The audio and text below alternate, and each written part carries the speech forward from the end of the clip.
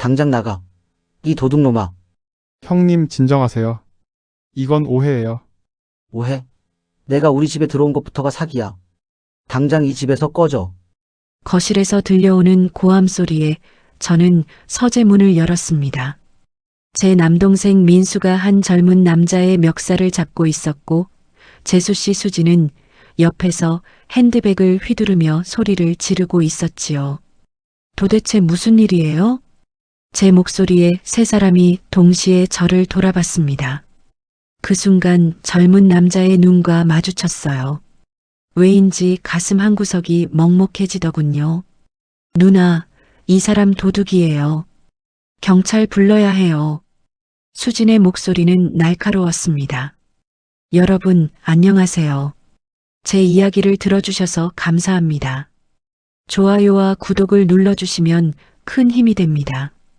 댓글로 여러분의 생각도 들려주세요. 이 이야기는 사흘 전으로 거슬러 올라갑니다. 그날은 월요일 아침이었어요. 저는 명동 사거리를 걷고 있었습니다. 회사 미팅을 마치고 점심 약속 장소로 가던 중이었지요. 가을 햇살이 따뜻했고 거리는 사람들로 붐볐습니다. 그때였어요. 누군가 제 옆을 스쳐 지나갔습니다. 순식간이었어요. 어깨가 부딪히는 느낌이 들더니 제 핸드백이 가벼워졌습니다. 잠깐만요. 저는 소리쳤지만 그 사람은 이미 사람들 사이로 사라진 뒤였어요. 핸드백을 열어보니 지갑이 없었습니다.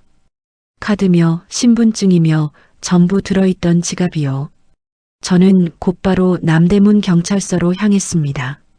피해 신고를 하고 감시 카메라 확인을 요청했지요. 박 형사님이 저를 맡아주셨어요. 40대 후반으로 보이는 성실해 보이는 분이었습니다. 명동 일대 감시 카메라를 확인해 보겠습니다. 요즘 조직적으로 움직이는 소매치 기단이 있어서요. 박 형사님은 친절하게 설명해 주셨어요. 저는 그저 지갑이라도 찾았으면 하는 마음으로 경찰서 대기실에 앉아 있었습니다. 1시간쯤 지났을까요? 박 형사님이 한 남자를 데리고 나타났습니다. 30대 초반으로 보이는 깡마른 남자였어요. 낡은 점퍼에 찢어진 청바지를 입고 있었습니다. 이 사람이 범인입니다. 감시 카메라에 선명하게 찍혔어요. 남자는 고개를 숙이고 있었습니다. 저는 그 모습을 보며 묘한 감정이 들었어요. 화가 나야 하는데 이상하게도 측은한 마음이 들었습니다. 지갑은 찾았나요? 네, 여기 있습니다. 박 형사님이 건넨 지갑을 확인했어요. 다행히 내용물은 그대로였습니다. 남자가 조심스럽게 고개를 들었지요. 죄송합니다. 그의 목소리는 떨리고 있었어요. 처음으로 그의 얼굴을 제대로 봤습니다. 여인 얼굴이었지만 이목구비가 뚜렷했어요. 왜 그런 짓을 했어요? 제 질문에 남자는 대답하지 못했습니다. 그저 입술을 깨물고 있을 뿐이었지요. 이 사람 정가가 꽤 됩니다. 절도 여러 건의 무전 취식까지. 박 형사님의 설명을 들으면서도 저는 그 남자를 보고 있었어요. 뭔가 마음에 걸렸습니다. 설명할 수 없는 이상한 느낌이었어요. 처벌을 원하십니까? 박 형사님이 물었습니다. 저는 잠시 망설였어요. 분명히 범죄를 저질렀고 처벌받아야 마땅했습니다. 하지만 그의 눈을 보니 차마 그러지 못하겠더군요. 왜일까요? 저도 이해할 수 없었습니다. 형사님, 이 사람 처벌하지 않겠어요. 네, 하지만 대신 제가 이 사람을 책임지겠습니다. 박 형사님은 어리둥절한 표정이었어요. 준혁이라는 남자도 마찬가지였고요.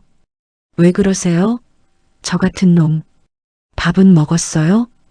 엉뚱한 질문에 남자가 멈칫했습니다. 아니요. 그럼 일단 밥이나 먹어요. 그리고 이야기 좀 하죠. 저도 제가 왜 이러는지 몰랐습니다. 그냥 이 사람을 그냥 보낼 수가 없었어요.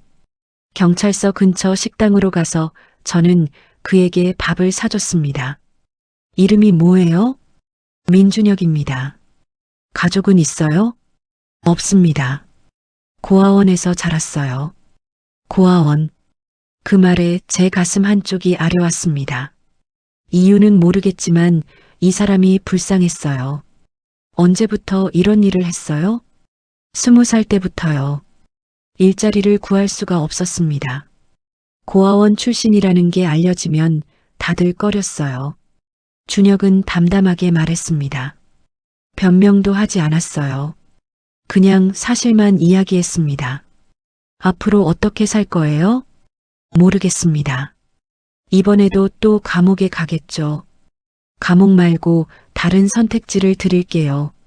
저는 명함을 꺼냈습니다. 우리 집에 와요. 일자리를 주겠어요. 네. 그게 무슨 대신 조건이 있어요. 다시는 이런 짓 하지 마요. 약속할 수 있어요? 준혁은 믿을 수 없다는 표정으로 저를 바라봤습니다. 왜 이러세요? 저는 아줌마한테 도둑질한 놈인데. 그래도 사람은 기회가 필요해요. 당신한테 한번 기회를 주고 싶어요. 사실 저도 제 행동이 이해되지 않았습니다. 하지만 이 사람을 보고 있으면 그냥 마음이 쓰였어요. 왜인지는 모르겠지만 도와주고 싶었습니다. 정말 괜찮으세요? 네. 우리 집 정원 관리 같은 거 하면 돼요. 큰 집이라 일손이 필요했거든요. 그렇게 저는 준혁을 집으로 데려왔습니다. 강남에 있는 저희 대저택으로요. 차 안에서 준혁은 계속 창밖만 바라봤어요. 집에 도착했을 때 현관에서 수진을 만났습니다. 언니, 누구세요? 수진의 목소리에는 경계심이 가득했어요. 정원 관리 맡을 사람이에요. 갑자기 사람을 데려오시면 어떡해요? 민수 오빠한테 먼저 말씀하셨어야죠. 내 집인데 내가 사람 쓰겠다는데 왜 민수한테 말해? 제 말에 수진의 얼굴이 굳었습니다. 저는 준혁을 2층 객실로 안내했어요. 여기서 지내요. 씻고 쉬어요. 정말 감사합니다. 꼭 은혜 갚겠습니다. 준혁은 고개를 깊이 숙였습니다. 저는 방문을 닫고 나왔어요. 그날 저녁 민수가 저를 찾아왔습니다. 누나, 그 사람 누구야? 정원 관리할 사람이라고 했잖아. 갑자기 왜 사람을 들이는데? 우리한테 한마디도 없이. 내 집이니까 그래. 너희는 그냥 신경 끄고 있어. 민수의 표정이 싸늘해졌습니다. 하지만 더 이상 말하지 않고 나갔어요. 그날 밤 저는 서재에 앉아 생각에 잠겼습니다. 내가 왜 저 사람을 데려왔을까요?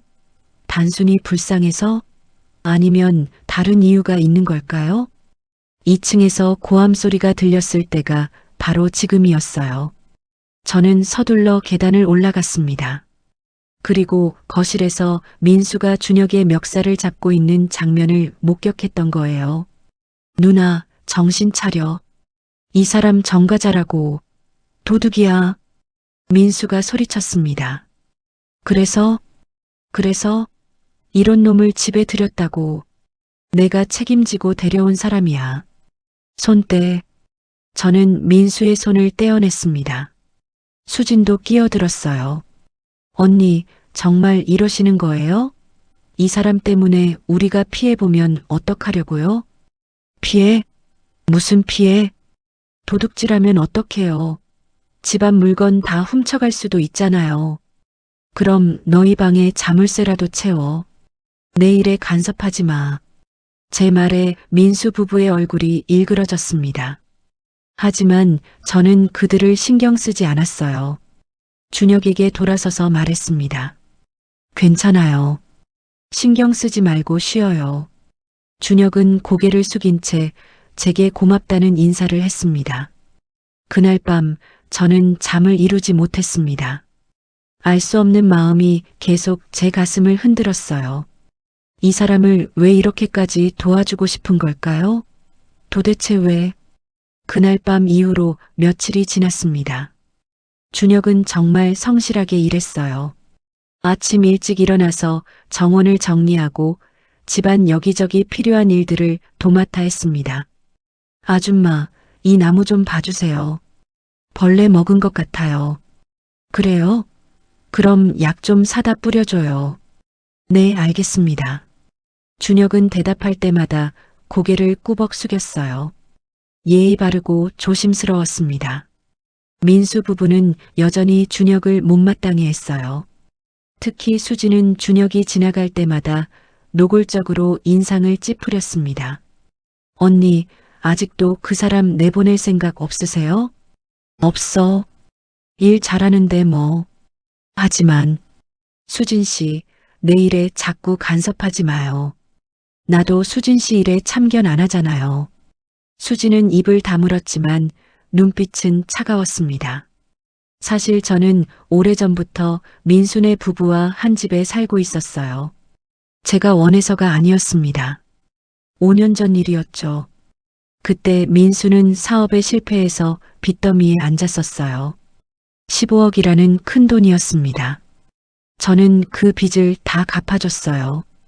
동생이니까 당연한 일이라고 생각했습니다. 누나, 정말 고마워. 이 은혜 평생 잊지 않을게.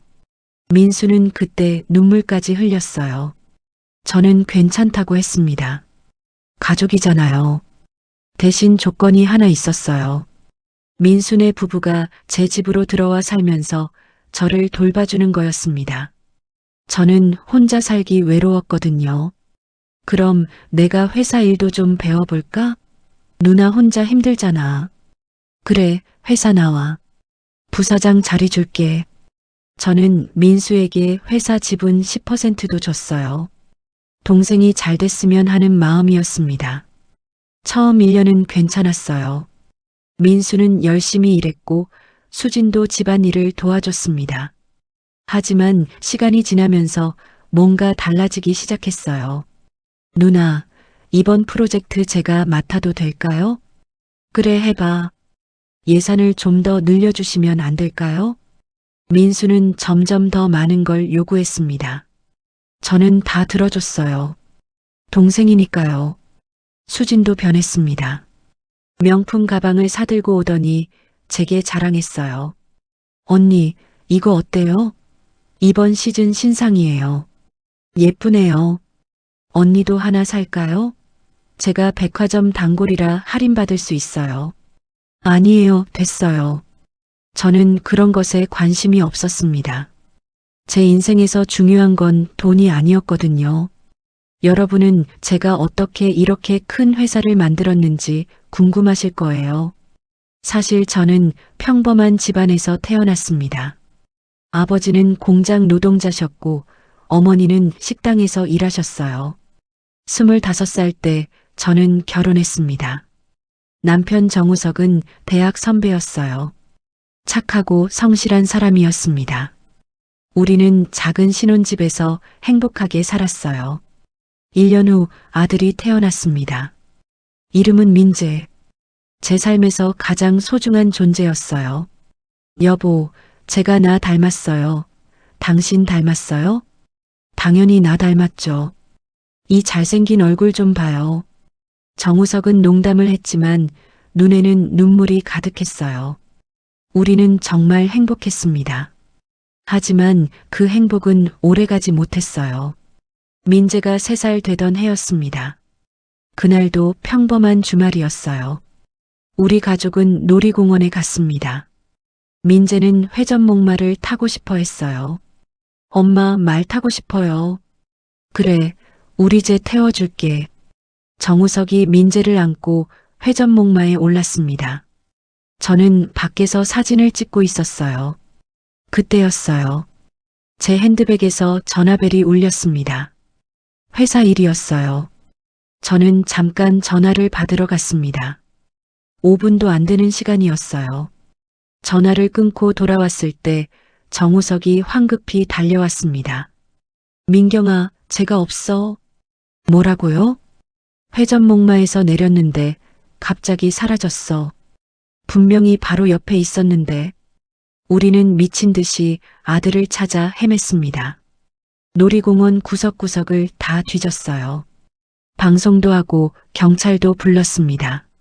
하지만 민재는 나타나지 않았어요.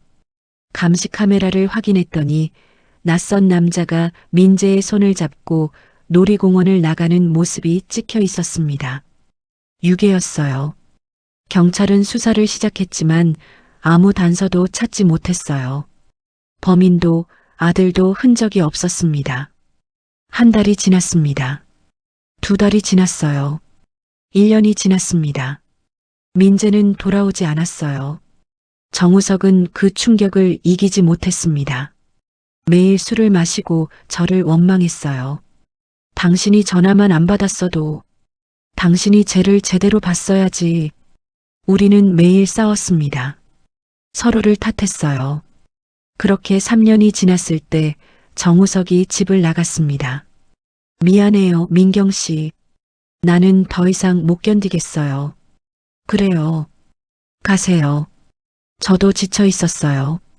그를 붙잡지 않았습니다. 이혼 후 저는 일에 몰두했습니다. 아들 생각을 하지 않으려고 미친 듯이 일했어요. 작은 금융회사에서 시작해서 10년 만에 중견기업으로 키웠습니다. 돈은 많이 벌었어요. 강남에 대저택도 샀습니다. 하지만 행복하지 않았어요. 매일 밤 민재 꿈을 꿨습니다. 엄마, 나 여기 있어요. 꿈속에서 민재가 저를 불렀어요. 하지만 잡으려고 하면 사라졌습니다. 매번 그랬어요. 그렇게 30년이 흘렀습니다. 민수는 제 유일한 가족이었어요. 부모님은 일찍 돌아가셨고 정우석과는 연락이 끊겼습니다. 그래서 민수가 더 소중했어요. 누나, 우리 평생 함께 살자. 내가 누나 지킬게. 민수는 그렇게 말했습니다. 저는 믿었어요. 하지만 요즘 뭔가 이상했습니다. 민수가 회사 돈을 이상하게 쓰고 있다는 보고가 들어왔어요. 부사장님이 3억을 인출하셨는데 용도가 불분명합니다. 뭐라고? 장부를 확인해 보니 여러 차례 큰 금액이 빠져나갔습니다. 경리팀장의 보고에 저는 당황했습니다. 민수가 회사 돈을 함부로 쓴다고? 일단 더 조사해봐요. 조용히. 알겠습니다. 저는 민수를 의심하고 싶지 않았어요. 분명 이유가 있을 거라고 생각했습니다. 그런데 준혁이 온 후로 민수 부부가 더 예민해졌어요. 특히 수지는 준혁만 보면 얼굴이 굳었습니다. 언니, 그 사람 정말 이상해요. 뭐가 이상한데요? 자꾸 우리를 감시하는 것 같아요. 무슨 소리예요? 그 사람은 정원 일만 하는데. 아니에요. 분명히 뭔가 꿍꿍이가 있을 거예요. 수진의 말에는 근거가 없었어요. 그냥 준혁이 마음에 안 드는 거였습니다. 어느 날 저녁이었어요. 저는 서재에서 회사 장부를 보고 있었습니다. 문득 창밖을 보니 정원에 준혁이 서 있었어요. 혼자서 하늘을 올려다보고 있었습니다. 뭔가 외로워 보였어요. 저는 밖으로 나갔습니다. 준혁 씨, 뭐 하고 있어요? 아, 아줌마. 그냥 별 보고 있었어요. 별이 예쁘죠? 네. 고아원에 있을 때 힘들면 별을 봤어요. 그럼 마음이 좀 편해졌거든요. 준혁의 목소리에는 슬픔이 묻어 있었습니다. 가족이 보고 싶어요? 가족이요? 전 가족이 없는걸요. 그래도 어디선가 당신을 찾고 있을지 몰라요. 아니에요. 만약 저한테 가족이 있었다면 진작에 찾았겠죠. 준혁은 씁쓸하게 웃었어요. 제 가슴이 아팠습니다. 준혁 씨, 혹시 어렸을 때 기억나는 거 없어요? 아무것도 없어요. 제일 오래된 기억이 고아원 철문이에요. 5살 때부터 거기 있었대요. 그 전 기억은? 전혀요. 의사 선생님이 그러는데 충격으로 기억이 사라진 거래요. 충격. 그 말에 제 마음이 무거워졌습니다. 아줌마는 왜 저한테 이렇게 잘해주세요? 준혁이 물었습니다. 글쎄요. 그냥 당신이 불쌍해서요. 불쌍하다고 아무나 집에 데려오진 않잖아요. 그건 저도 정확한 이유를 몰랐어요. 그냥 준혁을 보면 마음이 쓰였습니다. 왜인지 모르게 이 사람을 도와주고 싶었어요. 준혁 씨, 앞으로 어떻게 살고 싶어요? 모르겠어요. 그냥 하루하루 사는 게 목표예요. 꿈은 없어요? 꿈이요? 전 그런 거 가져본 적 없어요. 준혁의 말에 저는 아무 말도 할 수 없었습니다. 그날 밤 저는 오랜만에 민재 꿈을 꿨어요. 민재가 어른이 되어 있었습니다. 30 정도 돼 보였어요. 엄마, 나야. 쟤야? 정말 너야? 응, 엄마. 보고 싶었어? 꿈속에서 저는 민재를 꼭 안았습니다. 너무 행복했어요. 하지만 깨어났을 때 베개가 눈물로 젖어 있었습니다. 30년이 지났지만 아직도 아들이 그리웠어요. 만약 살아있다면 지금쯤 33살이겠죠. 어떤 모습일까요? 행복하게 살고 있을까요? 아니면 어디선가 저처럼 가족을 그리워하고 있을까요? 일주일이 지났습니다. 준혁은 점점 집에 적응해 갔어요. 아침마다 정원을 돌보고 저녁에는 집 주변을 정리했습니다. 아줌마, 장미가 피었어요. 보러 오실래요? 그래요. 갈게요. 정원에 나가보니 정말 장미가 활짝 피어 있었어요. 붉은 장미였습니다. 예쁘죠? 제가 거름도 주고 물도 열심히 줬어요. 준혁은 자랑스러운 표정으로 말했어요. 저는 그 모습이 참 좋았습니다. 고마워요, 준혁 씨. 덕분에 집이 훨씬 밝아졌어요. 제가 더 감사하죠. 아줌마 아니었으면 전 지금쯤. 준혁은 말을 잇지 못했어요. 저도 더 묻지 않았습니다. 그날 오후 민수가 회사에서 일찍 돌아왔어요. 얼굴이 상기되어 있었습니다. 누나, 잠깐 얘기 좀 해. 무슨 일인데? 그 준혁이란 놈 말이야. 민수는 준혁을 놈이라고 불렀습니다. 저는 기분이 나빴어요. 준혁 씨가 어쨌는데? 내가 알아봤어. 그 사람 정가만 5개야. 절도, 사기, 무전 취식에다가. 그래서? 누나, 정신 차려. 이런 놈을 집에 들였다고. 내가 알아서 할 일이야. 민수, 내가 상관할 바 아니야. 제 말에 민수의 얼굴이 굳었습니다. 누나가 왜 이래? 요즘 이상해. 뭐가 이상한데? 갑자기 도둑놈을 집에 데려오질 않나. 그놈한테 방도 주고 밥도 주고. 도대체 왜 그러는 거야? 민수는 목소리를 높였어요. 저도 화가 났습니다. 내 돈으로 내 집에서 내가 원하는 사람 돌보는데 왜 내 허락을 받아야 해? 누나, 그게 아니라. 그게 아니면 뭐야? 혹시 재산 걱정되는 거야? 제 말에 민수가 움찔했습니다. 뭔가 찔린 것 같았어요. 무슨 소리를 그렇게 해? 난 누나 걱정되어서 그러는 거야. 걱정은 고마운데 이제 그만해. 난 어린애가 아니야. 민수는 더 이상 말하지 않고 자기 방으로 들어갔습니다. 저는 한숨을 쉬었어요. 그날 저녁 저는 서재에서 일을 하고 있었습니다. 누군가 문을 두드렸어요. 들어와요. 준혁이 조심스럽게 문을 열고 들어왔습니다. 아줌마, 제가 폐를 끼치는 것 같아요. 무슨 소리예요? 부사장님이랑 사모님이 저 때문에 스트레스 받으시는 것 같아요. 제가 나가는 게 나을까요? 준혁의 목소리는 조심스러웠어요. 저는 고개를 저었습니다. 아니에요. 신경 쓰지 마요. 그 사람들 문제는 내가 해결할게요. 하지만 준혁 씨, 당신은 아무 잘못 없어요. 그냥 여기서 편하게 지내요. 준혁은 고개를 숙였습니다. 뭔가 말하고 싶은 것 같았지만 참는 것 같았어요. 혹시 무슨 일 있어요? 아니에요. 그냥 아줌마가 너무 좋은 분이셔서요. 전 이런 대우 받아본 적이 없어요. 준혁의 눈에 눈물이 맺혔습니다. 저는 가슴이 먹먹했어요. 준혁 씨도 좋은 사람이에요. 그러니까 좋은 대우 받을 자격이 있어요. 감사합니다, 아줌마. 준혁이 나간 후 저는 창밖을 바라봤습니다. 왜 이렇게까지 준혁에게 마음이 가는 걸까요?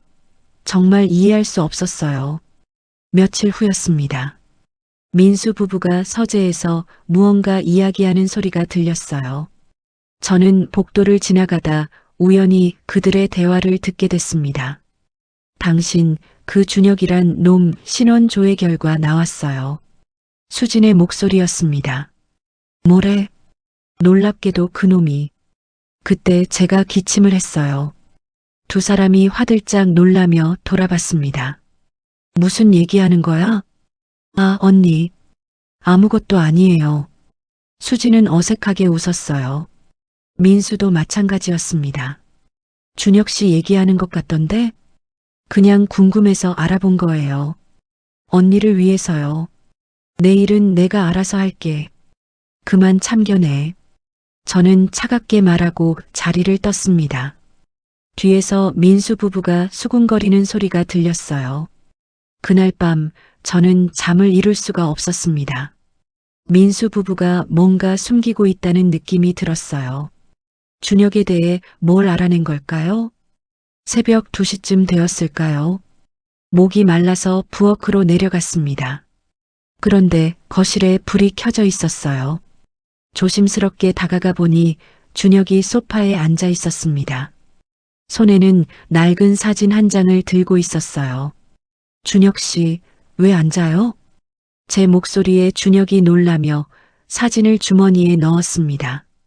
아, 아줌마. 잠이 안 와서요. 무슨 사진이에요? 아무것도 아니에요. 준혁은 고개를 돌렸어요. 하지만 저는 봤습니다.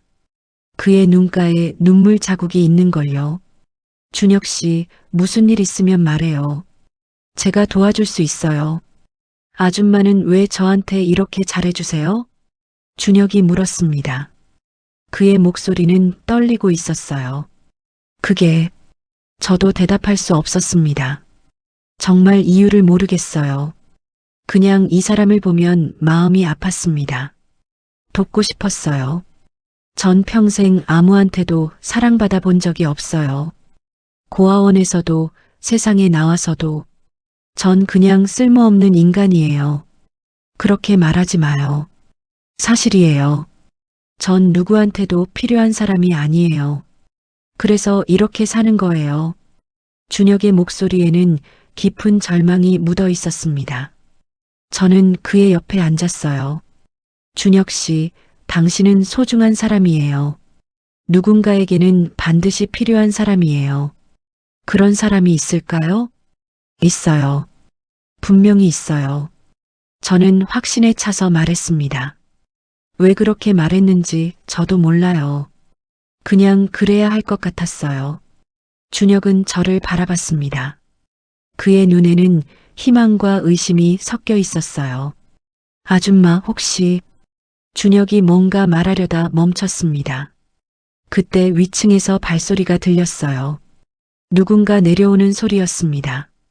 빨리 방으로 가요. 저는 준혁을 재촉했어요. 준혁은 고개를 숙이고 자기 방으로 갔습니다. 계단에서 민수가 나타났어요. 누나, 뭐해? 물 마시러 왔어. 혼자? 그럼 누구랑? 민수는 거실을 둘러봤습니다. 뭔가 의심하는 눈빛이었어요.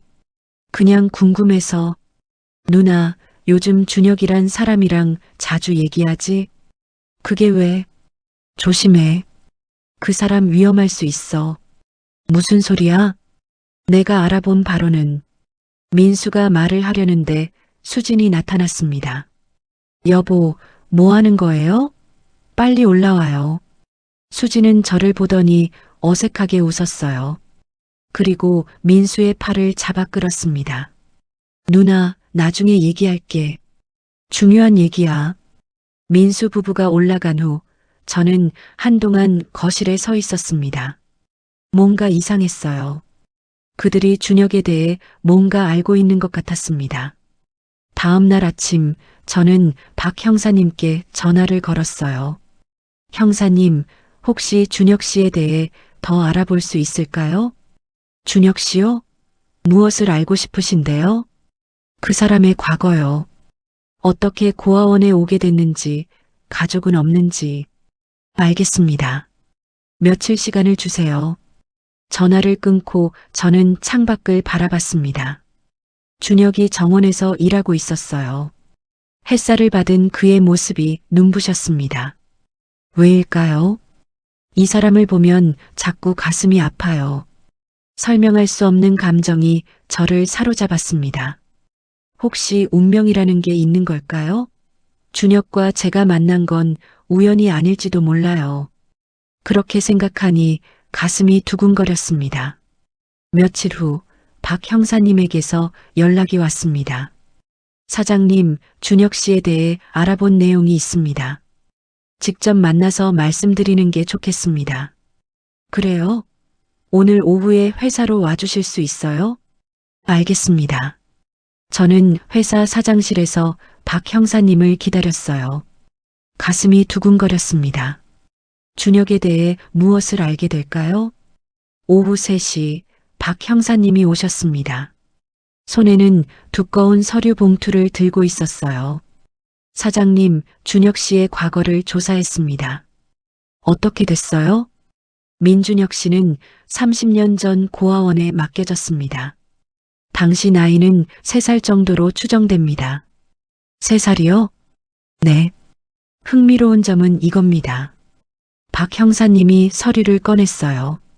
준혁 씨를 고아원에 데려온 사람의 신원을 찾았습니다. 누구죠? 강민수 씨입니다.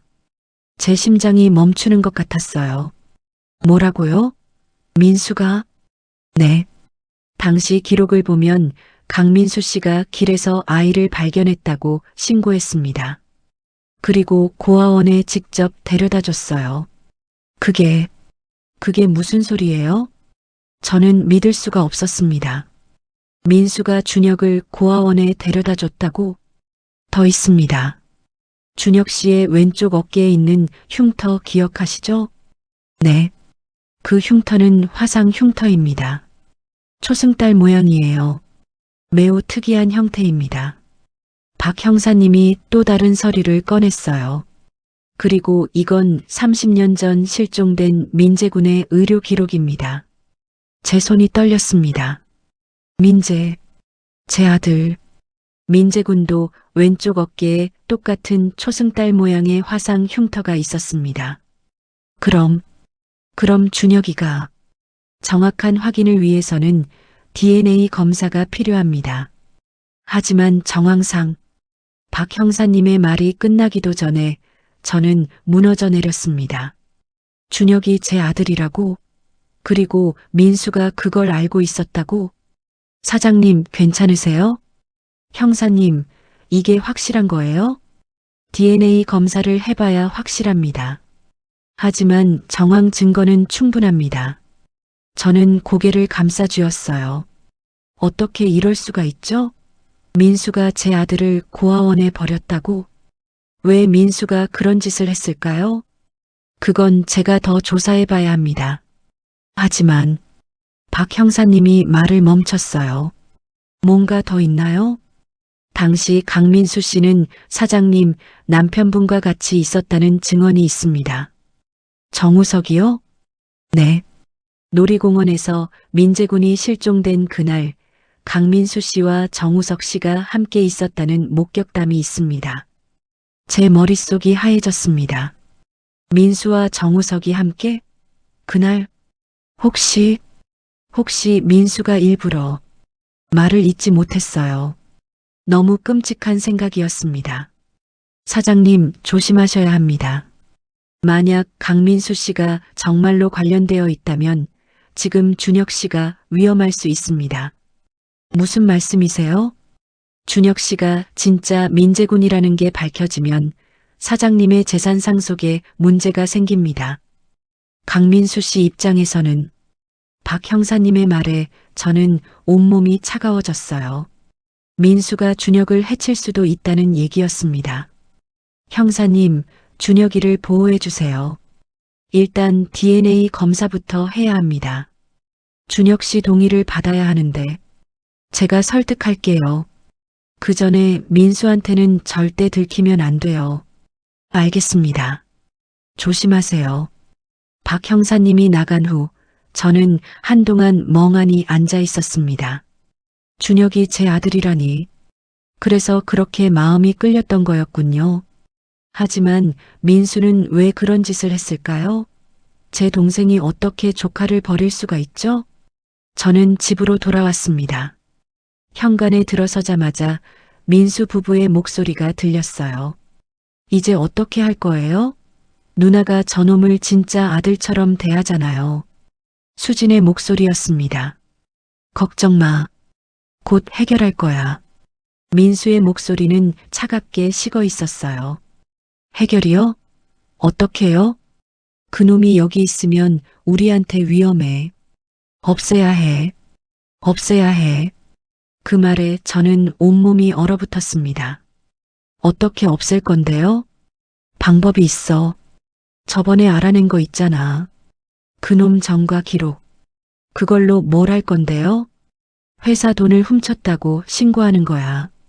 전과자가 또 범죄를 저질렀다고 하면 경찰이 안 믿겠어? 하지만 증거가 없잖아요. 증거는 만들면 돼.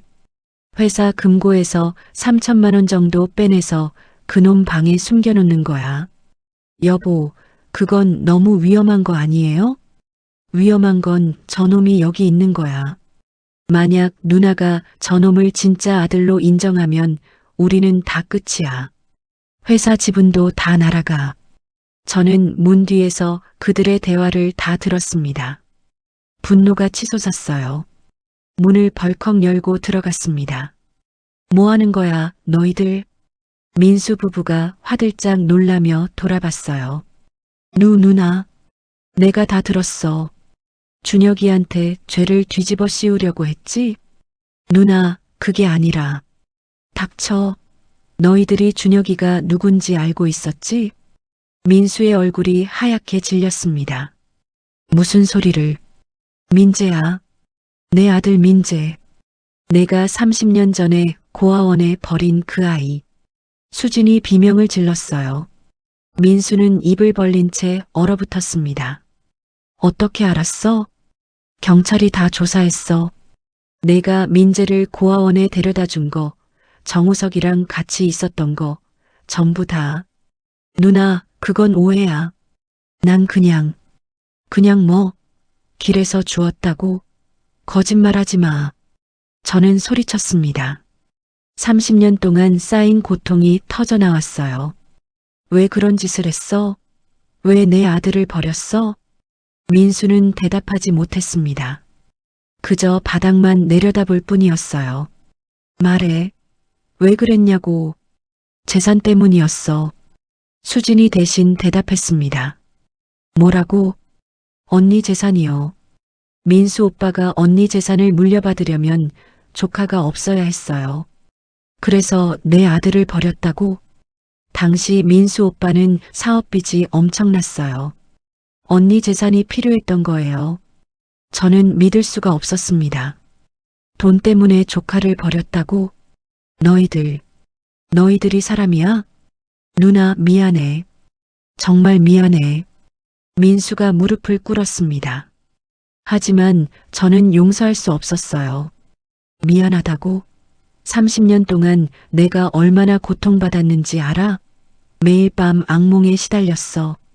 내 아들이 어디서 무엇을 하는지, 밥은 먹는지, 혹시 아프지는 않은지. 저는 더 이상 말을 잇지 못하고 주저앉았습니다. 그리고 넌 내 옆에서 착한 동생 행세를 했지. 빚도 갚아달라고 하고 집에도 들어와 살고 회사 지분도 받고 그러면서도 양심의 가책은 없었어? 있었어, 누나. 정말 미안해. 이제 와서 미안하다고 하면 뭐해? 준혁이는? 내 아들은 30년 동안 고아원에서 거리에서 얼마나 고생했는데 제 목소리는 울음으로 떨렸습니다. 당장 나가. 너희들 당장 이 집에서 나가. 누나, 제발. 나가라고. 다신 내 앞에 나타나지 마. 민수 부부는 아무 말도 못하고 방으로 들어갔습니다. 저는 거실 바닥에 주저앉아 펑펑 울었어요. 30년 동안 제 아들은 바로 제 동생 때문에 고통받았던 거예요. 그날 밤 저는 한숨도 자지 못했습니다. 준혁에게 어떻게 말해야 할까요?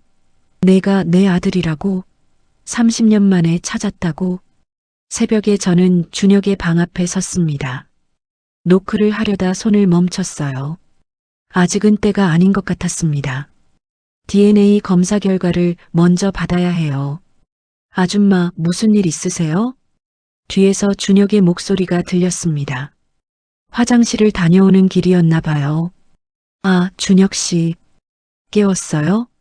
아니에요. 원래 잠이 없어요. 그런데 아줌마 얼굴이 안 좋으신데.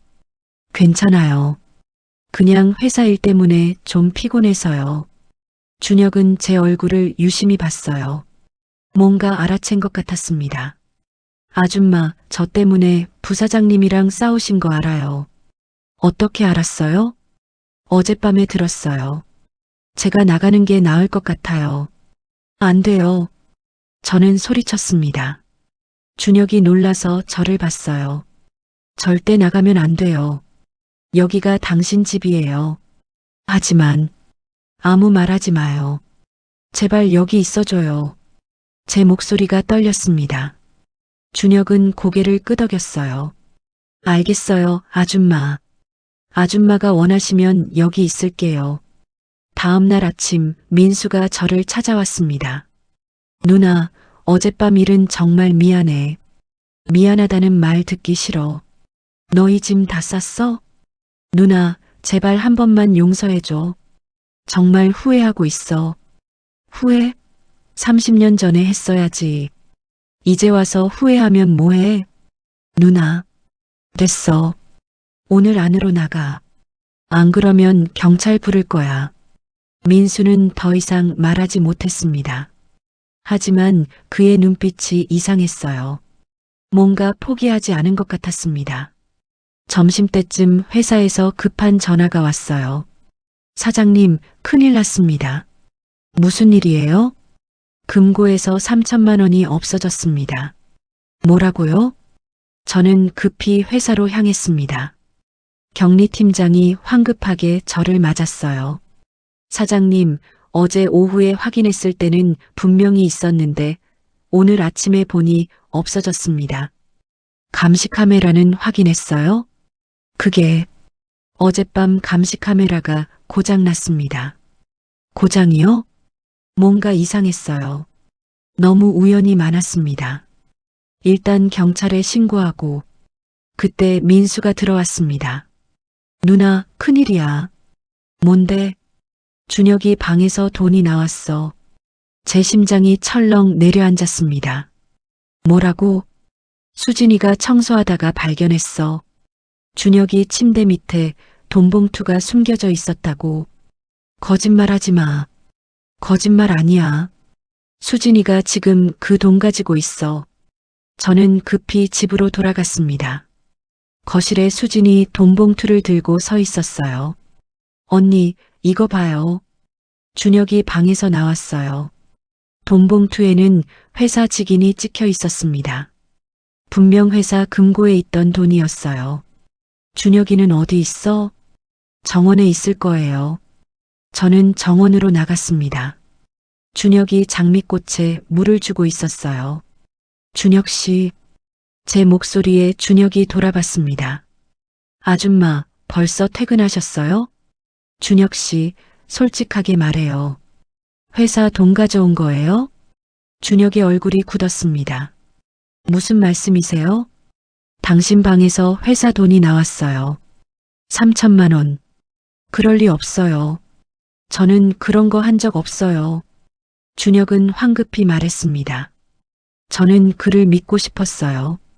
하지만 증거가 있었습니다. 그럼 어떻게 당신 방에서 돈이 나온 거예요? 모르겠어요. 정말 모르겠어요. 누가 저한테 누명을 씌우는 거예요? 그때 민수가 나왔습니다. 누나, 경찰 불렀어. 뭐? 도둑을 잡아야지. 정과자가 또 범죄를 저질렀으니까. 민수야, 내가 지금 뭐 하는 거야? 당연한 일 하는 거지. 범죄자는 처벌받아야 해. 민수의 눈빛이 차가웠습니다. 순간 저는 깨달았어요. 이게 다 민수의 계획이었다는 걸. 내가 꾸민 거지. 무슨 소리야? 준혁이 방에 돈을 숨긴 것도, 감시 카메라를 고장낸 것도 다 내 짓이지? 민수는 대답하지 않았습니다. 그저 비웃을 뿐이었어요. 곧 경찰이 왔습니다. 박 형사님도 함께였어요. 사장님, 무슨 일입니까? 형사님, 이건 누명이에요. 준혁 씨는 아무 잘못이 없어요. 하지만 증거가 있습니다. 다른 형사가 말했습니다. 민준혁 씨, 동행해 주시겠습니까? 저는 안 했어요. 정말 안 했다고요. 준혁이 소리쳤습니다. 하지만 경찰은 그를 데려갔어요. 형사님, 제발이요. 조사 좀 더 해주세요. 이건 누명이에요. 알겠습니다. 저희가 철저히 조사하겠습니다. 박 형사님이 제 눈을 봤어요. 그의 눈빛에서 믿어달라는 신호를 읽었습니다. 준혁이 경찰차에 타는 걸 지켜보며 제 가슴이 찢어지는 것 같았습니다. 30년 만에 찾은 아들을 또 잃는 건가요? 누나, 이제 알겠어? 저런 놈을 집에 들였으니까 이런 일이 생긴 거야. 민수가 뒤에서 말했습니다. 저는 돌아서서 민수를 노려봤어요. 내가 한 짓 다 알아. 증거를 찾을 거야. 그리고 내가 어떤 벌을 받게 될지 두고 봐. 증거요? 누나가 무슨 증거를 찾는데요? 수진이 비웃었습니다. 정과자가 또 범죄를 저질렀을 뿐이에요. 누가 봐도 명백한 사실이잖아요. 저는 그들을 보며 이를 갈았습니다. 이 사람들이 제 동생과 재수였다는 게 믿기지 않았어요. 그날 밤 저는 박 형사님을 만났습니다. 형사님, 제발 도와주세요. 준혁이는 무죄예요. 알고 있습니다. 강민수 씨가 꾸민 일이라는 것도요. 그럼 왜 준혁이를 잡아간 거예요? 증거가 필요합니다. 그리고 준혁 씨를 보호하기 위해서이기도 합니다. 보호요? 강민수 씨가 더 큰 짓을 저지를 수도 있습니다. 차라리 경찰서에 있는 게 안전해요. 박 형사님의 말에 저는 고개를 끄덕였습니다. 그리고 DNA 검사 결과가 나왔습니다. 제 심장이 뛰었습니다. 어떻게 됐어요?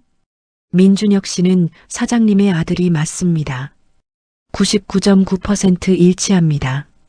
그 말을 듣는 순간 저는 눈물을 참을 수 없었습니다. 준혁이 정말 제 아들이었어요. 민재가 살아있었던 거예요. 형사님, 제발 제 아들을 구해주세요. 그러겠습니다. 그런데 사장님도 조심하셔야 합니다.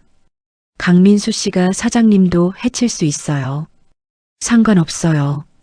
이제 제 아들을 찾았는데 두려울 게 뭐가 있겠어요? 저는 각오를 다졌습니다. 민수와 수진에게 반드시 대가를 치르게 할 거예요. 30년 동안의 빚을 받아낼 때가 온 거예요. 경찰서 유치장에 있는 준혁을 면회하러 갔습니다. 철창 너머로 보이는 아들의 모습에 가슴이 무너져 내렸어요. 아줌마, 왜 오셨어요? 저 같은 놈. 그런 말하지 마요. 저는 준혁의 손을 잡았습니다. 철창을 사이에 두고요. 준혁 씨, 아니 민재야. 네, 무슨 말씀이세요? 너는 내 아들이야. 30년 전에 잃어버린 내 아들. 준혁의 눈이 커졌습니다. 믿을 수 없다는 표정이었어요. 그럴 리 없어요. 저는 고아예요. 부모님이 없어요. 있어. 여기 있어. 엄마가 여기 있어. 저는 DNA 검사 결과를 보여줬습니다. 이게 뭐예요? DNA 검사 결과야. 너와 나의 친자 관계를 증명하는 거야. 99.9% 일치해. 너는 내 아들이 맞아. 준혁의 손이 떨렸습니다. 서류를 받아들고 한참을 바라봤어요. 그럼 제가 정말, 그래, 너는 강민재야. 내 아들이야. 눈물이 왈칵 쏟아졌습니다. 준혁도 울기 시작했어요. 엄마. 그 한마디에 저는 더 이상 참을 수 없었습니다. 30년 동안 기다렸던 그 말이었어요.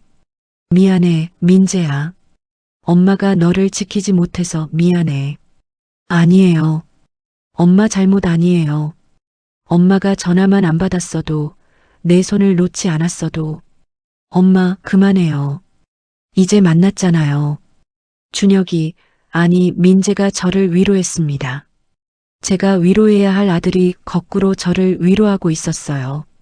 민재야, 엄마가 꼭 여기서 꺼낼게. 조금만 기다려. 엄마, 저는 괜찮아요. 그런데 부사장님이, 민수 말이지? 네.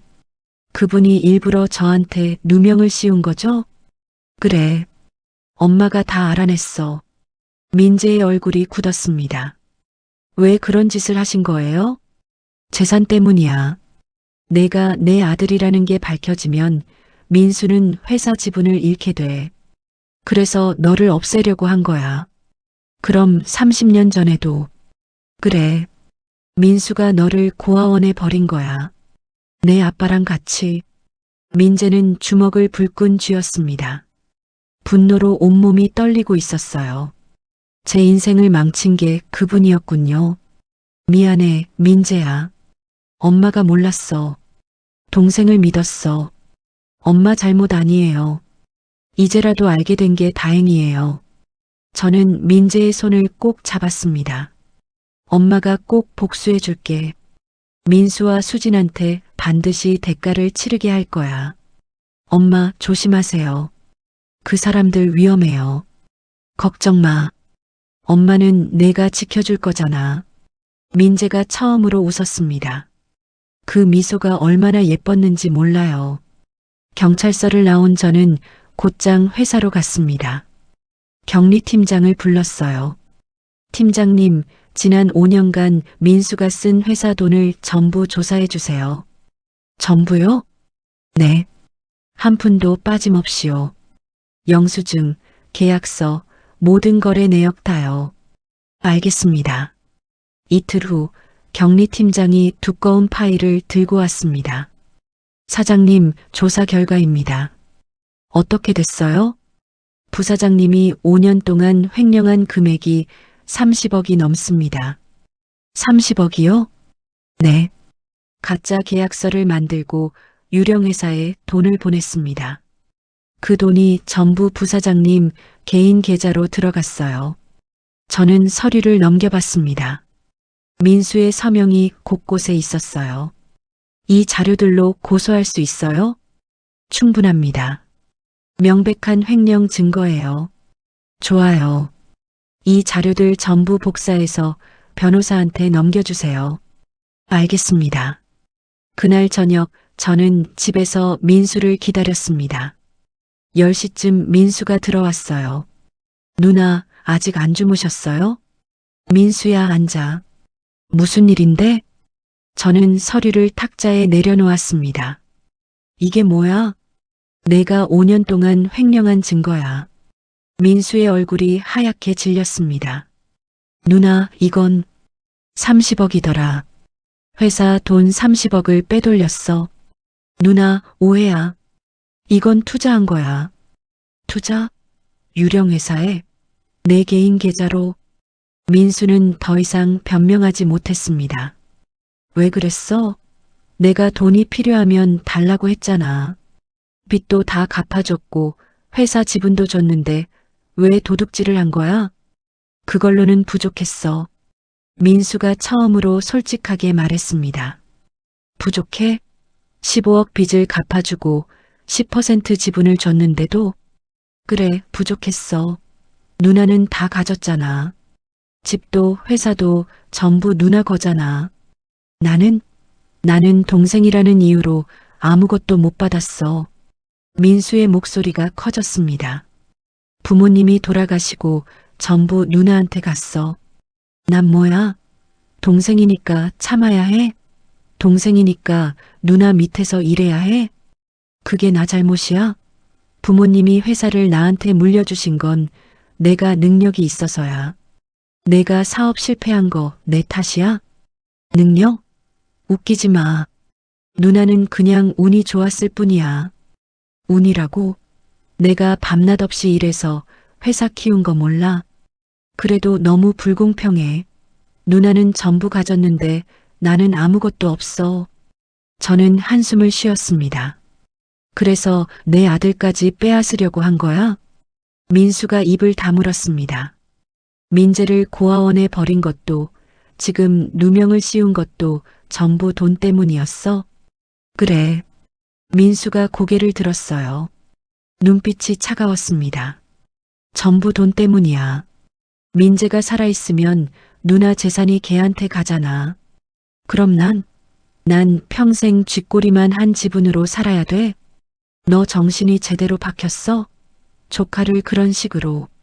조카고 뭐고 없어. 내 미래를 위해서는 누구든 제거해야 해. 그 말에 저는 소름이 돋았습니다. 이 사람이 제 동생이 맞나요? 민수야, 너 정말 끝까지 이럴 거야? 이미 늦었어, 누나. 내가 여기까지 온 거 누나도 알잖아. 수진이 거실로 나왔습니다. 여보, 이제 그만해요. 다 들켰어요. 수진 씨도 같이 있었던 거죠? 30년 전에도? 수진이 비웃었습니다. 당연하죠. 제가 민수 오빠한테 그 방법을 알려줬어요. 뭐라고요? 민재를 없애는 방법이요. 제가 민수 오빠한테 고아원에 버리라고 했어요. 너희들이. 저는 분노로 떨렸습니다. 내일 경찰에 자수해. 안 그러면 내가 고소할 거야. 고소요? 좋아요. 해봐요. 수진이 도전적으로 말했습니다. 하지만 언니도 조심하세요. 우리가 어디까지 갈 수 있는지 모르잖아요. 그 말은 협박이었습니다. 저는 이를 갈았어요. 좋아. 끝까지 가보자. 누가 이기나. 다음 날 저는 변호사와 함께 경찰서에 갔습니다. 횡령 증거를 제출하고 민수를 고소했어요. 사장님, 이 증거면 충분합니다. 강민수 씨는 최소 10년은 받을 겁니다. 변호사의 말에 저는 고개를 끄덕였습니다. 그날 오후 민수와 수진이 체포됐습니다. 저는 그 장면을 창문 너머로 지켜봤어요. 경찰차에 타는 민수가 저를 올려다봤습니다. 그의 눈에는 원망이 가득했어요. 하지만 저는 돌아서지 않았습니다. 이건 당연한 대가예요. 30년 동안의 거짓말, 30년 동안의 고통. 이제 끝낼 때가 왔어요. 민수와 수진이 구속된 지 사흘이 지났습니다. 저는 민재를 석방시키기 위해 변호사와 함께 움직였어요. 사장님, 강민수 씨가 자백했습니다. 돈을 민재 씨 방에 숨긴 건 자기라고요. 정말요? 네. 증거도 확보됐습니다. 민재 씨는 오늘 석방될 겁니다. 변호사의 말에 저는 안도의 한숨을 쉬었습니다. 오후 2시 저는 경찰서 앞에서 민재를 기다렸어요. 문이 열리고 민재가 나왔습니다. 엄마, 민재야. 저는 달려가서 아들을 껴안았습니다. 30년 만에 처음 안아보는 아들이었어요. 이제 다 끝났어. 집에 가자. 네, 엄마. 집으로 가는 차 안에서 민재가 조심스럽게 물었습니다. 엄마, 민수 아저씨는 어떻게 됐어요? 구속됐어. 횡령과 무고죄로. 그럼 이제 풀려나지 못하는 거예요? 적어도 10년은 감옥에 있을 거야. 민재는 복잡한 표정을 지었어요. 엄마, 이상한 말이지만 좀 불쌍해요. 뭐가? 민수 아저씨요. 물론 나쁜 짓을 했지만 그래도 엄마 동생이잖아요. 제 착한 아들.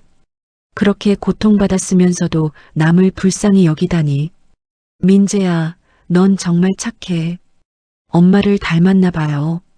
민재가 웃었습니다. 그 웃음이 햇살처럼 따뜻했어요. 집에 도착하니 빈집이 더 크게 느껴졌습니다.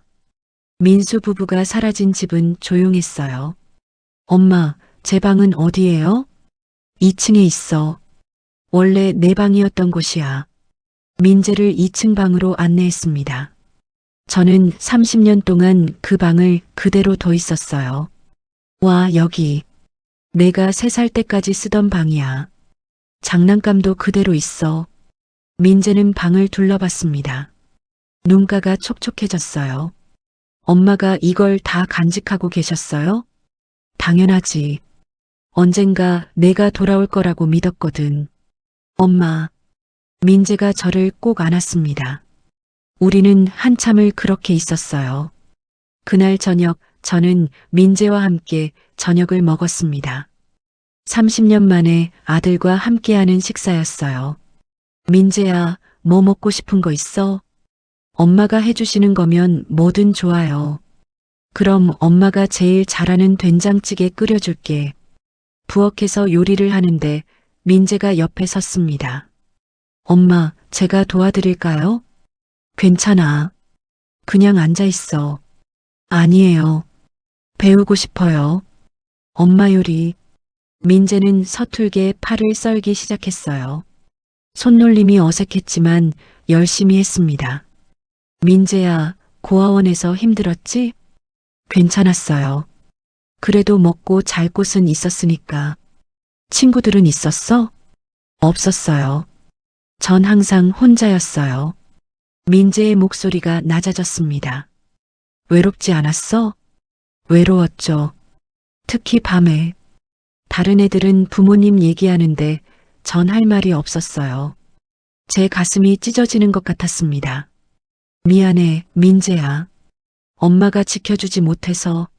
엄마 잘못 아니에요. 이제 만났잖아요.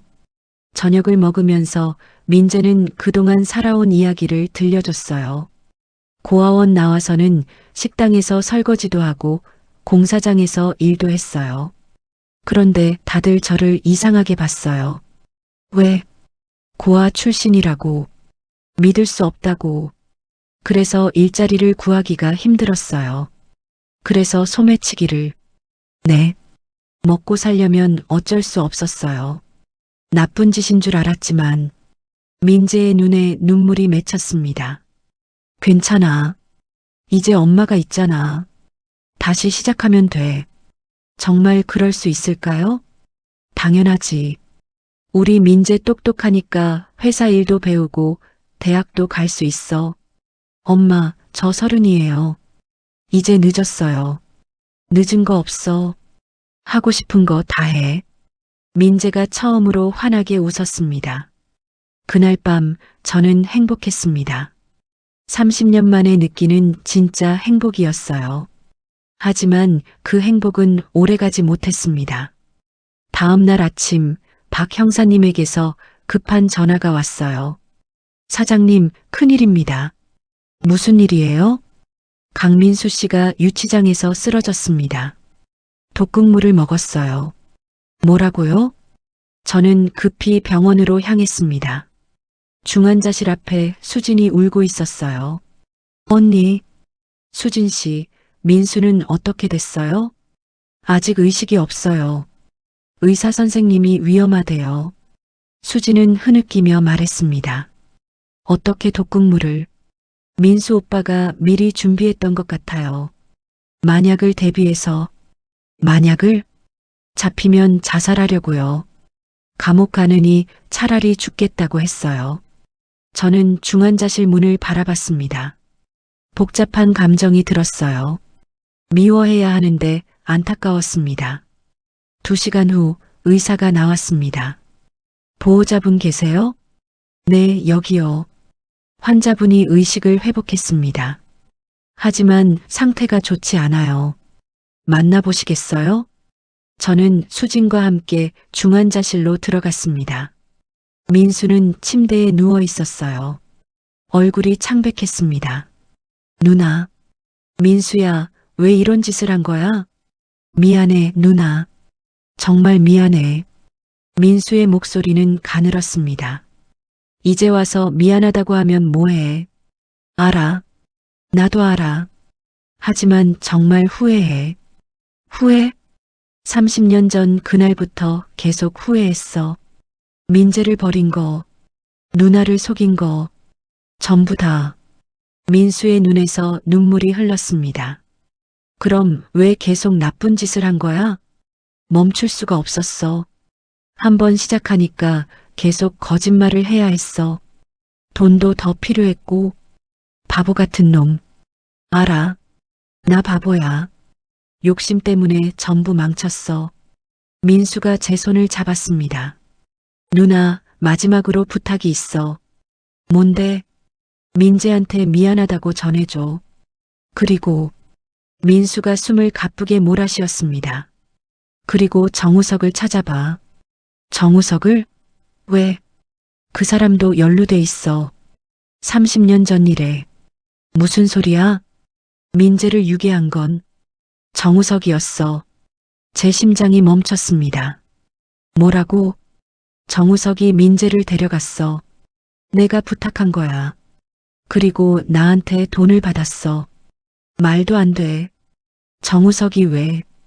빚 때문이야. 그 사람도 당시 빚이 많았어. 내가 5억을 주기로 했어. 저는 믿을 수가 없었습니다. 남편이 아들을 유괴했다고? 그럼 민재를 고아원에 내가 데려다 줬어. 정우석은 민재를 나한테 넘기고 돈 받고 사라졌어. 이런 미친. 너희들이 사람이야? 저는 소리쳤습니다. 미안해, 누나. 정말 미안해. 민수의 목소리가 점점 약해졌습니다. 의료기기에서 경보음이 울렸어요. 환자분 상태가 악화되고 있습니다. 나가주세요. 의사들이 달려왔습니다. 저는 밖으로 밀려났어요. 복도에서 저는 주저앉았습니다. 정우석까지. 제가 믿었던 사람들이 전부 저를 배신했어요. 수진이 옆에 앉았습니다. 언니, 저도 몰랐어요. 정우석 씨가 연루된 줄은. 당신도 공범이잖아. 알아요. 저도 벌받아 마땅해요. 수진이 흐느껴 울었습니다. 언니, 제발 민수만은 살려주세요. 제발이요. 하지만 1시간 후 민수는 숨을 거뒀습니다. 저는 동생의 죽음 앞에서 아무 말도 할 수 없었습니다. 미워해야 하는데 슬펐어요. 결국 피를 나눈 형제였으니까요. 민수의 장례식은 조용히 치렀습니다. 문상객도 많지 않았어요. 회사 직원 몇 명과 수진의 친척들 뿐이었습니다. 민재는 장례식장 밖에 서 있었어요. 안으로 들어오지 않았습니다. 민재야, 들어와. 엄마, 전 괜찮아요. 밖에 있을게요. 그래도 저한테 민수 아저씨는 원수예요. 장례식에 들어가면 거짓말하는 것 같아요. 민재의 말이 맞았습니다. 억지로 슬픈 척할 필요는 없었어요. 장례식이 끝나고 수진이 저를 찾아왔습니다. 언니, 정말 죄송합니다. 이제 어떻게 할 거예요? 고향으로 내려갈 거예요. 부모님 계신 곳으로. 그게 좋겠네요. 언니, 마지막으로 한 가지만 말씀드릴게요. 수진이 조심스럽게 말했습니다. 정우석 씨 연락처 알아냈어요. 뭐라고요? 민수 오빠가 죽기 전에 알려줬어요. 정우석 씨가 지금 제주도에 산대요. 수진이 쪽지를 건넸습니다. 거기에는 주소와 전화번호가 적혀 있었어요. 고맙습니다. 언니, 행복하세요. 민재 씨도요. 수진은 그렇게 떠났습니다. 저는 쪽지를 꼭 쥐었어요. 정우석? 이제 남은 건 그 사람뿐이었습니다. 그날 밤 저는 민재에게 말했습니다. 민재야, 엄마가 제주도에 다녀올게. 제주도요? 왜요? 내 아빠를 만나러. 아빠요? 민재의 얼굴이 굳었습니다. 그 사람도 연루돼 있어. 30년 전 일에. 그럼 아버지가 저를. 그래. 민수한테 돈 받고 너를 넘겼어. 민재의 주먹이 떨렸습니다. 엄마, 같이 갈게요. 아니야. 엄마 혼자 갈게. 왜요? 내가 그 사람 보면 화낼 거잖아. 엄마가 먼저 만나보고 올게. 엄마, 걱정 마. 엄마 강해. 다음 날 저는 제주도행 비행기를 탔습니다. 2시간 후 제주공항에 도착했어요. 택시를 타고 수진이 알려준 주소로 향했습니다. 해안가 근처의 작은 마을이었어요. 낡은 단독주택 앞에 섰습니다. 초인종을 눌렀어요. 누구세요? 익숙한 목소리였습니다. 30년 만에 듣는 정우석의 목소리. 나야. 민경이. 문이 열렸습니다. 정우석이 나타났어요. 늙었지만 여전히 알아볼 수 있었습니다. 민경이. 오랜만이네, 우석 씨. 정우석의 얼굴이 창백해졌습니다. 어떻게 날 들어가도 돼요? 그래. 집안은 깔끔했습니다. 혼자 사는 것 같았어요. 차 마실래요? 됐어요. 그냥 얘기나 해요. 저는 소파에 앉았습니다. 정우석도 맞은편에 앉았어요. 왜 왔어요? 민재 얘기하러 왔어요. 정우석의 손이 떨렸습니다. 당신이 민재를 유괴했다는 거 다 알아요. 민수한테 돈 받고. 누가 그런 소리를. 민수가 죽기 전에 다 털어놨어요. 민수가 죽었다고? 자살했어요. 독극물 먹고. 정우석은 고개를 숙였습니다. 왜 그런 짓을 했어요? 왜 자기 아들을. 돈 때문이었어. 정우석이 작은 목소리로 말했습니다.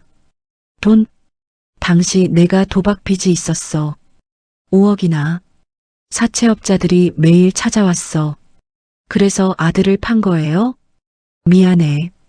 정말 미안해. 미안하다고요? 30년 동안 내가 얼마나 고통받았는지 알아요? 민재가 얼마나 힘들게 살았는지 알아요? 제 목소리가 높아졌습니다. 알아. 다 내 잘못이야. 그럼 왜 그날 나한테 털어놓지 않았어요? 왜 나를 원망하면서 떠났어요? 부끄러워서 그랬어. 차마 말할 수가 없었어. 정우석의 눈에서 눈물이 흘렀습니다. 나도 매일 후회했어. 아들을 버린 거, 당신을 배신한 거, 그래서 여기 숨어 산 거예요? 그래. 사람들 안 보고 혼자 살았어. 벌 받는 거라고 생각했어. 정우석은 늙고 초라해 보였습니다. 하지만 저는 동정하지 않았어요. 민재 만나고 싶어요? 뭐? 민재요. 우리 아들 만나고 싶냐고요. 정우석이 고개를 들었습니다. 눈빛이 흔들렸어요. 민재가 살아있어? 그래요. 살아있어요. 고아원에서 자라고 거리에서 소매치기 하면서 살았어요. 당신 때문에. 내가 그렇게 만들었구나. 만나고 싶어요? 아들을. 정우석은 한참을 망설였습니다. 아니. 왜요? 자격이 없어. 내가 무슨 낯짝으로 아들을 봐. 맞아요. 자격 없어요. 저는 일어섰습니다. 그럼 평생 거기서 후회하면서 사세요. 그게 당신한테 맞는 벌이에요. 민경아, 다신 우리 앞에 나타나지 마세요. 민재도 나도 당신 필요 없어요. 저는 집을 나왔습니다. 뒤에서 정우석이 울부짖는 소리가 들렸어요. 하지만 돌아보지 않았습니다. 그럴 이유가 없었으니까요. 서울로 돌아오는 비행기 안에서 저는 생각했습니다. 이제 정말 끝이구나. 복수할 사람도 없고 밝힐 진실도 없어. 남은 건 민재와 함께 새로운 삶을 사는 것뿐이었습니다. 집에 도착하니 민재가 저를 기다리고 있었어요. 엄마, 어떻게 됐어요? 다 끝났어. 이제 우리 둘만 생각하면 돼. 아버지는요? 만나지 않기로 했어. 그 사람도 원치 않았고. 민재는 고개를 끄덕였습니다. 괜찮아요, 엄마. 전 엄마만 있으면 돼요. 고마워, 민재야. 저는 아들을 꼭 안았습니다. 그날 밤 저는 회사 서류를 꺼냈습니다. 민재를 정식 후계자로 등록하는 서류였어요. 민재야, 이거 좀 봐. 뭐예요? 회사 지분 50%를 너한테 줄 거야. 네, 그건 너무 많아요. 당연한 거야. 넌 내 아들이잖아. 하지만 전 회사 일을 하나도 몰라요. 배우면 돼. 엄마가 다 가르쳐 줄게. 엄마. 그리고 이름도 바꾸자. 민준혁에서 강민재로. 제 진짜 이름으로요? 그래.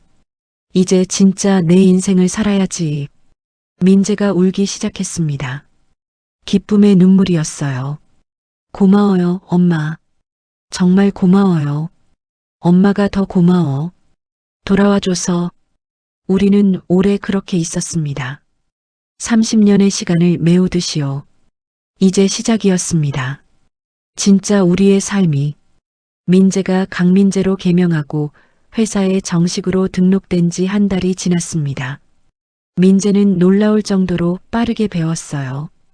엄마, 이 계약서 이렇게 검토하면 되나요?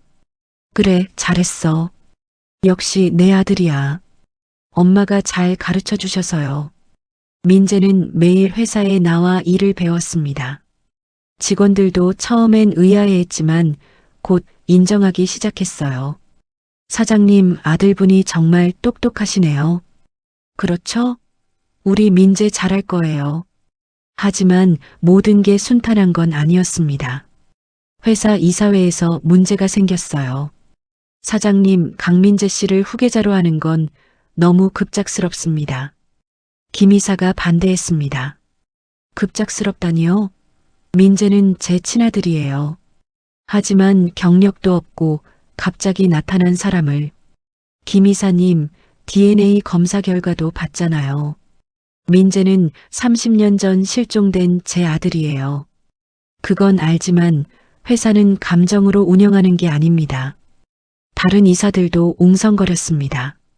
저는 예상했던 일이었어요. 좋아요. 그럼 민재한테 기회를 줍시다. 6개월 동안 프로젝트 하나를 맡겨서 성과를 보는 거예요. 무슨 프로젝트요? 신규 투자건이요. 20억 규모의. 이사들이 수군거렸습니다. 20억은 작지 않은 금액이었어요. 성공하면 인정하시겠어요? 그렇게 하죠. 김 이사가 마지못해 고개를 끄덕였습니다. 회의가 끝나고 민재가 저를 찾아왔습니다. 엄마, 제가 할 수 있을까요? 당연하지. 넌 할 수 있어. 하지만 전 경험이 없어요. 경험은 쌓으면 돼. 엄마가 옆에서 도와줄게. 민재는 고개를 끄덕였습니다. 눈빛에 결심이 서려 있었어요. 다음 날부터 민재는 프로젝트에 매달렸습니다. 아침 일찍 출근해서 밤늦게까지 일했어요. 민재야, 너무 무리하지 마. 괜찮아요, 엄마. 저 증명하고 싶어요. 제가 엄마 아들로서 자격이 있다는 걸. 넌 이미 충분해. 아니에요. 더 잘하고 싶어요. 민재의 열정에 저도 힘이 났습니다. 한 달 후, 민재는 첫 번째 성과를 냈어요. 신규 거래처를 확보한 거였습니다. 엄마, 해냈어요. 계약 따냈어요. 정말? 잘했어, 민재야.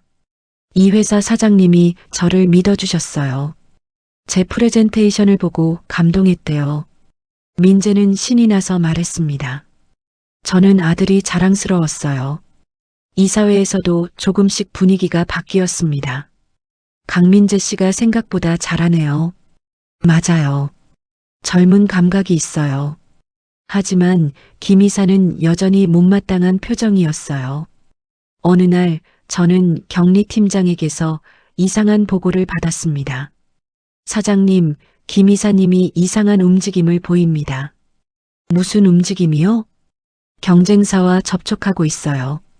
우리 회사 기밀을 넘기는 것 같습니다. 증거가 있어요? 이메일 기록이 있습니다. 몰래 캡처했어요. 격리팀장이 서류를 건넸습니다. 김 이사가 경쟁사에 회사 정보를 팔고 있었어요. 이런. 그리고 민재 씨 프로젝트도 방해하려고 하는 것 같습니다. 어떻게요? 거래처에 압력을 넣고 있어요. 민재 씨와 계약하지 말라고요. 제 얼굴이 굳었습니다. 김 이사가 이렇게까지 할 줄은 몰랐어요. 알겠어요. 증거 더 모아주세요. 확실하게. 알겠습니다. 저는 민재에게 말하지 않았습니다. 아들이 걱정할까 봐요. 대신 저는 변호사와 함께 대응책을 준비했습니다. 사장님, 이 정도 증거면 횡령과 배임으로 고소할 수 있습니다. 좋아요. 준비해 주세요. 한 달 후 이사회가 열렸습니다. 김 이사는 여전히 민재를 비난했어요. 강민재 씨의 프로젝트가 지연되고 있습니다. 이건 능력 부족입니다. 지연된 이유가 있습니다. 제가 일어섰습니다. 김 이사님이 방해했기 때문이죠. 무슨 소리입니까? 이메일 기록이 있습니다. 김 이사님이 거래처에 압력을 넣은 거요. 저는 증거 서류를 테이블에 던졌습니다. 그리고 회사 기밀을 경쟁사에 팔았죠. 5년 동안 10억이 넘게요. 이사회가 술렁거렸습니다. 김 이사의 얼굴이 하얗게 질렸어요. 이건 조작입니다. 조작이요? 그럼 경찰이 조사해보죠. 저는 전화기를 들었습니다. 그 순간 김 이사가 주저앉았어요. 죄송합니다. 정말 죄송합니다. 왜 그런 짓을 하셨어요? 강민수 씨가 살아있을 때 같이 일하기로 했습니다. 민수 씨가 회사를 물려받으면 저를 부사장으로 만들어주기로 했어요. 그래서 제 아들을 방해한 거예요? 네. 죄송합니다. 김 이사는 결국 해임됐습니다. 그리고 횡령 혐의로 고소당했어요. 이사회 후 민재가 저를 찾아왔습니다. 엄마, 이런 일이 있었는지 몰랐어요. 너 걱정할까봐 말 안 했어. 엄마가 다 해결해 주신 거예요? 당연하지. 내 아들 괴롭히는 건 못 참아. 민재가 저를 꼭 안았습니다. 고마워요, 엄마. 엄마가 아니었으면 전 아무것도 못했을 거예요. 아니야. 넌 혼자서도 잘했을 거야. 엄마는 그냥 옆에서 도와준 것뿐이야. 석 달 후 민재의 프로젝트가 성공적으로 끝났습니다. 20억 투자로 30억 수익을 냈어요. 이사회에서 만장일치로 민재를 후계자로 인정했습니다. 축하해요, 민재 부사장님. 감사합니다. 민재는 이제 자신감이 넘쳤습니다. 더 이상 불안해하거나 주눅 들지 않았어요. 그날 저녁, 우리는 함께 저녁을 먹었습니다. 엄마, 이제 정말 제 인생을 찾은 것 같아요. 그래, 넌 잘하고 있어. 30년 동안 헤맸지만 결국 엄마를 만났고 제자리를 찾았어요. 엄마도 행복해. 너 때문에. 엄마 사랑해요. 엄마도 사랑해, 민재야. 우리는 오래 그렇게 앉아 있었습니다. 행복한 시간이었어요. 민수와 수진, 그리고 정우석. 그들이 저지른 죄는 끝까지 대가를 치렀습니다. 민수는 죽었고 수진은 모든 재산을 잃고 고향으로 돌아갔어요. 정우석은 제주도에서 혼자 후회하며 살고 있고요. 이게 바로 복수였습니다. 그들이 저와 민재에게 한 짓에 대한 대가. 하지만 저는 복수보다 더 중요한 걸 얻었습니다. 제 아들을 되찾은 거예요. 그게 가장 큰 승리였습니다. 1년이 흘렀습니다. 민재는 이제 완전히 다른 사람이 되어 있었어요. 자신감 넘치는 부사장으로 회사 직원들의 신뢰를 받는 리더로 성장했습니다. 민재 부사장님, 오늘 프레젠테이션 정말 훌륭했습니다. 고맙습니다, 이 과장님. 다들 도와주신 덕분이에요. 민재는 겸손했고 직원들을 존중했어요. 저는 그런 아들이 자랑스러웠습니다. 어느 봄날 오후 민재가 제 사장실로 들어왔습니다. 엄마, 잠깐 시간 있으세요? 물론이지. 무슨 일이야? 민재는 조심스럽게 한 여자분의 사진을 꺼냈어요. 소개하고 싶은 사람이 있어요. 누군데? 제 여자친구예요. 제 가슴이 따뜻해졌습니다. 정말? 언제부터 사귀었어? 6개월 됐어요. 대학 봉사 동아리에서 만났어요. 저한테 고아원 봉사를 권유했던 분이에요. 어떤 사람이야? 착하고 따뜻해요. 제 과거도 다 알고 있어요. 그래도 저를 받아들여줬어요. 민재의 얼굴에 행복이 가득했습니다. 그래, 엄마한테도 소개시켜줘. 언제? 이번 주말 괜찮으세요? 당연하지. 주말 민재는 여자친구 지은 씨를 데려왔습니다. 20대 후반의 밝은 미소를 가진 여성이었어요. 어머님, 처음 뵙겠습니다. 박지은이라고 합니다. 반가워요. 우리 민재 잘 부탁해요. 제가 더 잘 부탁드려요. 민재 오빠한테 많이 배우고 있어요. 지은 씨는 초등학교 교사였습니다. 주말마다 고아원 봉사를 한다고 했어요. 민재 오빠가 자기 이야기를 했을 때 정말 놀랐어요. 그런 일을 겪었는데도 이렇게 밝게 살다니. 우리 민재 강하죠? 네. 존경해요. 지은 씨를 보며 저는 안심이 됐습니다. 좋은 사람이었어요. 저녁을 먹으며 민재가 말했습니다. 엄마, 내년 봄에 결혼하려고요. 정말? 네. 지은이랑 상의했어요. 괜찮으시죠? 당연하지. 축하해, 민재야. 저는 기뻤습니다. 아들이 행복을 찾았다는 게요. 엄마, 그런데 한 가지 부탁이 있어요. 뭔데? 결혼식에 고아원 친구들을 초대하고 싶어요. 제가 자란 그 고아원. 그래, 그렇게 하자. 감사해요, 엄마. 그날 밤 저는 오랜만에 평온한 잠을 잤습니다. 악몽도 없었어요. 민재를 잃어버린 꿈도 꾸지 않았습니다. 몇 달 후 회사에서 큰 행사가 있었습니다. 창립 30주년 기념식이었어요. 사장님, 축사 부탁드립니다. 저는 단상에 올랐습니다. 직원들과 거래처 분들이 모두 저를 바라봤어요. 안녕하십니까? 강민경입니다. 박수가 터져 나왔습니다. 30년 전 저는 작은 사무실에서 이 회사를 시작했습니다. 당시 저는 모든 걸 잃은 상태였어요. 아들도 남편도 행복도. 제 목소리가 떨렸습니다. 하지만 포기하지 않았습니다. 일에 매달렸고 회사를 키웠어요. 그게 제가 살아갈 이유였습니다. 민재가 앞줄에 앉아 저를 바라봤어요. 눈이 빨갛게 젖어 있었습니다. 그리고 1년 전 기적이 일어났습니다. 30년 만에 제 아들을 찾았어요. 사람들이 웅성거렸습니다. 모두 민재를 봤어요. 제 아들 민재는 30년 동안 고아원에서, 거리에서 살았습니다. 하지만 포기하지 않았어요. 저처럼요. 민재가 눈물을 닦았습니다. 여러분, 인생은 포기하지 않는 사람에게 기회를 줍니다. 저와 민재가 그 증거예요. 앞으로도 이 회사는 포기하지 않는 사람들과 함께 성장할 겁니다. 큰 박수가 터져 나왔습니다. 저는 단상에서 내려와 민재를 꼭 안았어요. 고생했어, 엄마. 너도 고생했어, 민재야.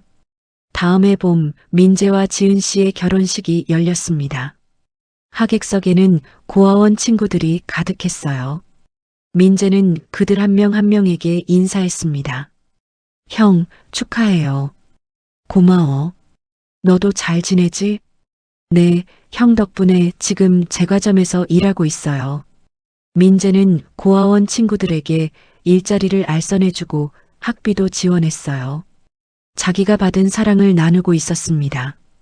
식이 시작되고 민재가 저를 단상으로 모셨어요. 어머니께 감사 인사드리고 싶습니다. 민재의 목소리가 떨렸습니다. 30년 동안 저를 잊지 않고 찾아주셔서 감사합니다. 포기하지 않으셨기에 오늘 제가 이 자리에 있습니다. 엄마 사랑합니다. 저는 더 이상 참을 수 없었어요. 눈물이 쏟아졌습니다. 엄마도 사랑해, 민재야. 엄마 인생에서 가장 소중한 보물이야. 하객들이 모두 울었습니다. 그것은 슬픔의 눈물이 아니었어요. 감동의 눈물이었습니다. 결혼식 후 민재 부부는 신혼여행을 떠났습니다. 저는 혼자 집에 남았어요. 하지만 외롭지 않았습니다. 이제는 민재가 돌아올 거란 걸 알았으니까요. 거실에 앉아 창밖을 바라봤습니다. 정원에 장미가 활짝 피어 있었어요.